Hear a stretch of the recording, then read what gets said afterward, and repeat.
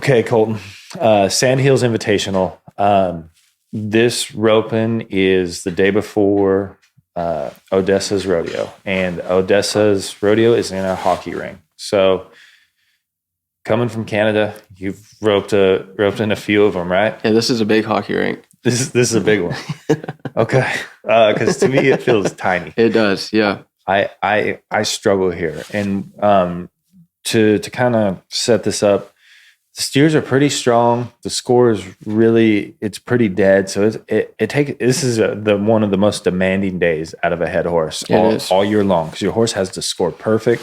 If you miss a start, you're like throwing two coils at the bottom end, and it's the worst feeling run ever. I feel like you're 5 or 6 or you're 9 at this jackpot too. It's like there's no you just got through the run and man, we were 7. We were kind of short 8. It's like no, you blasted or you somehow survived the run and you were long 8 or 9. Right. The other thing that I've struggled with is the left wall. Is if you get a step left, to try to understand where your horse needs to be to come up the wall and keep steers where your guys can still heel them is really important. Like if you get a steer that steps off right, that's medium speed over here, and you get a good start, you're 5 without trying. Just catching. Yeah. If you get a steer that runs a little bit, steps left, it's like, your horse is, you're checking to make sure all your shoes are on. It feels like. So kind of take me through this, like, what's the game plan? If I remember right, the score is going to be pretty close to like hip to the pin, tail to the pin, something like that. Yeah, it's usually like point by the end of the gate, so hip to the pin. I like this roping. I seem to do good at this roping. I enjoy it. I know I always go into this roping. I feel like this is one of the ropings where you have to try to win at. You have to try to win first. You can't just get through the motions and hope to win money. I feel like when you go at this roping, you're trying to win first to get through the day. Right. Okay, so round 1, Logan Medlin.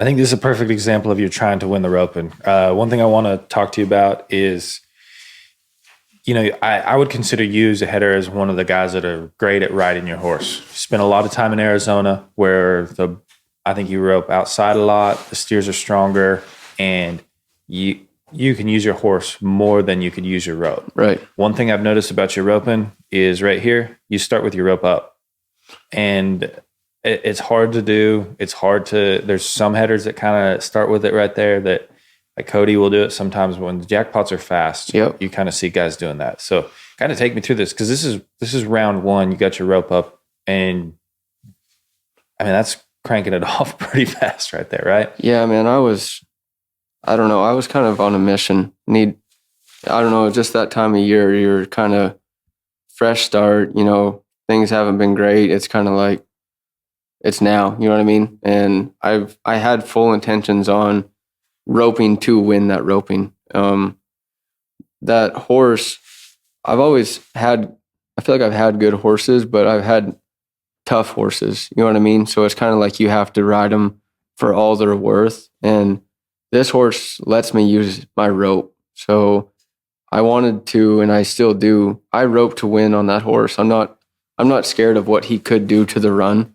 I feel like I can use my rope and still get through it. So putting my rope up is on him. It's full intentions on trying to get to my spot and head the cow as fast as I possibly can, with no worries or intentions of helping him get through it. You know what I mean? It's strictly just to complete the course as fast as we can. Right.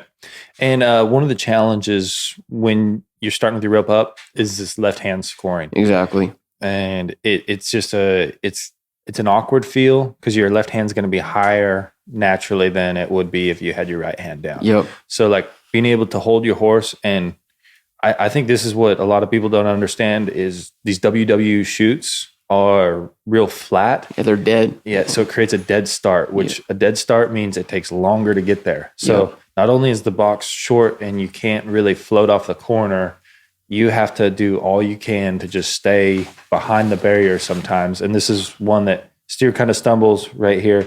And this is kind of an awkward feeling, but you got to get some float with the left hand right there, just so you can get out of the barrier. And with your rope up, it kind of naturally happens where you get your swing off fast, right? Right, exactly. I remember we're pretty early. Like, we're team 46, but that roping gets like 140 teams. Yeah. 130. So I remember we were early and the steers were all pretty sharp. So the score was wanting to be kind of short for that day. And that, I remember when I dropped my hand initially, steer was stumbling and loping. That's kind of what you were just talking about right there, is straight survival mode. Just pull for all you're worth and just right there. Send them wide and hope you get out of the barrier. What a start, though. You know, when you can kind of get by one like that, I think that's at this roping, like I said, or you said, you're kind of trying to win it and the runs are pretty fast. But if that happens at a little bigger arena type of roping and you get by, that's a really good start to an open exactly. roping.